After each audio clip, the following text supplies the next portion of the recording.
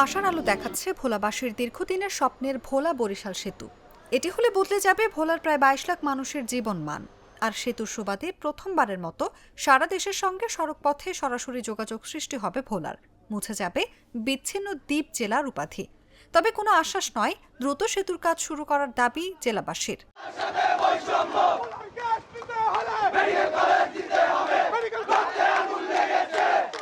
স্থানীয়রা জানান, ভোলা জেলা প্রাকৃতিক গ্যাসে সমৃদ্ধশালী হলেও হাতে কোনো ছোট বড় মিলে ৩-৪টির বেশি শিল্প কারখানা গড়ে ওঠেনি। যোগাযোগ ব্যবস্থা সহ নানা কারণে শিল্প উদ্যোক্তারা আগ্রহী হননি ভোলায় শিল্প কারখানা করতে। তাই ভোলার উন্নয়নে দীর্ঘদিন ধরেই ভোলা বরিশাল সেতুর দাবি জানিয়ে আসছিল জেলাবাসী, কিন্তু গড়ে ওঠেনি সেই স্বপ্নের সেতু। ভোলা শহর থেকে বরিশালে পৌঁছাইতে লঞ্চ বা স্পিডবোট ছাড়া অন্য কোনো যানবাহন নেই। তাতে ভোলা শহর থেকে বরিশালে পৌঁছাইতে কমপক্ষে ২.৫ থেকে ৩ ঘন্টা সময় যায়। যদি ব্রিজ হয় তাহলে আমাদের ১৫ থেকে ২০ মিনিটের সময় লাগবে। এতে আমাদের যথেষ্ট সময় সাশ্রয় হইতো। সন্ধ্যার পরে কোনো লঞ্চ নাই, স্পিড বোট নাই, আমাদের যোগাযোগ ব্যবস্থার জন্য অনেক কষ্ট হয়। তাই আমরা একটা ব্রিজ চাই ভোলা বরিশালের জন্য। আমাদের এই বরিশাল থেকে ব্রিজটা হলে আমাদের ভালো হয় আর একটু, মানে যে এই ব্রিজ টাইমটা ফেরি টাইমটা বসে আমাদের বসে থাকা লাগে, অনেকক্ষণ ওয়েট করা লাগে। আপনার এমন দিন যায় রাতও আসলে পরের দিন বিকালেও ফেরি পাওয়া যায়। আমাদের বরিশাল থেকে ভোলা ব্রিজটা হলে ভালো হয়, আসা যাওয়ার জন্য মানে বেটার আর এটা। গত ৮ই মে প্রধান উপদেষ্টার বিশেষ সহকারী ডক্টর শেখ মঈনুদ্দিন ও সেতু বিভাগের সচিব মোহাম্মদ আব্দুর রউফ ভোলা সফরে এসে ভোলা বরিশাল সেতুর স্থান পরিদর্শন করেন। এতে করে নতুন করে আবারও স্বপ্ন দেখাচ্ছে কাঙ্ক্ষিত ভোলা বরিশাল সেতু।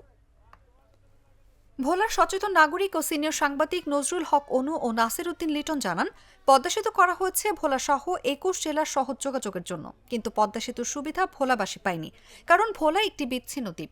ভোলায় প্রচুর গ্যাস থাকা সত্ত্বেও শিল্প কারখানা গড়ে মানুষের কর্মসংস্থান হয়নি।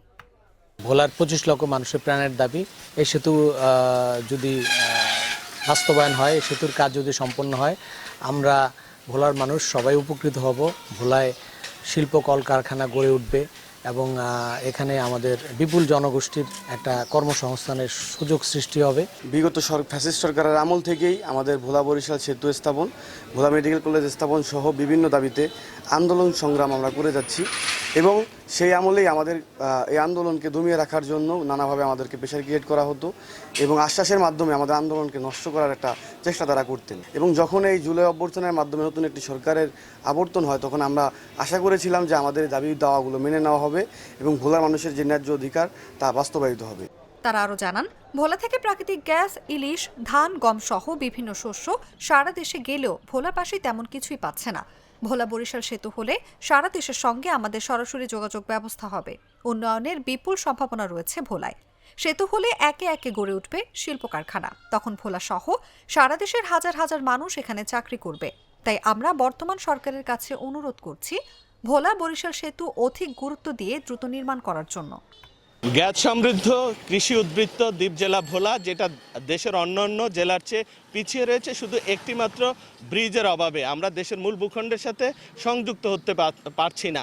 ভোলাবাসী দীর্ঘদিন ধরেই দাবি জানিয়ে আসছে, আন্দোলন করে আসছে, ভোলাকে যেন মূল ভূখণ্ডের সাথে সড়ক যোগাযোগের মাধ্যমে সম্পৃক্ত করা হয়। আমরা চাই দ্বীপ জেলা ভোলার উন্নয়নকে, শিক্ষা, স্বাস্থ্য এইসব ক্ষেত্রের উন্নয়নকে আরও ত্বরান্বিত করার জন্য মূল স্রোতধারার সাথে যেন আমরা এগিয়ে যেতে পারি, সেজন্য ভোলা বরিশাল সেতুটা অবিলম্বে নির্মাণ কাজ শুরু হোক। কোনো প্রতিশ্রুতি না, আমরা চাই এটার বাস্তবায়ন হলেই ভোলা এগিয়ে যাবে।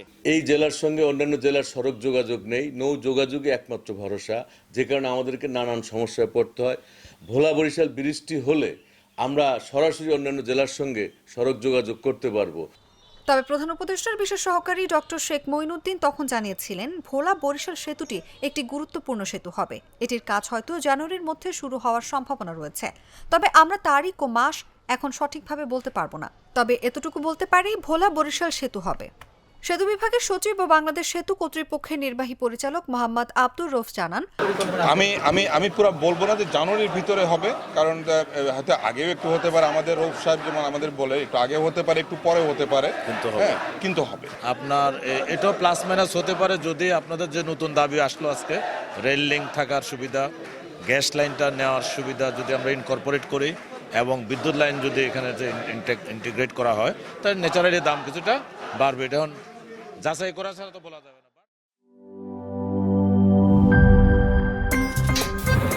আমার একটা স্মার্ট সিদ্ধান্তে 25% গ্যাসের খরচ কমেছে। ভাবছেন কিভাবে?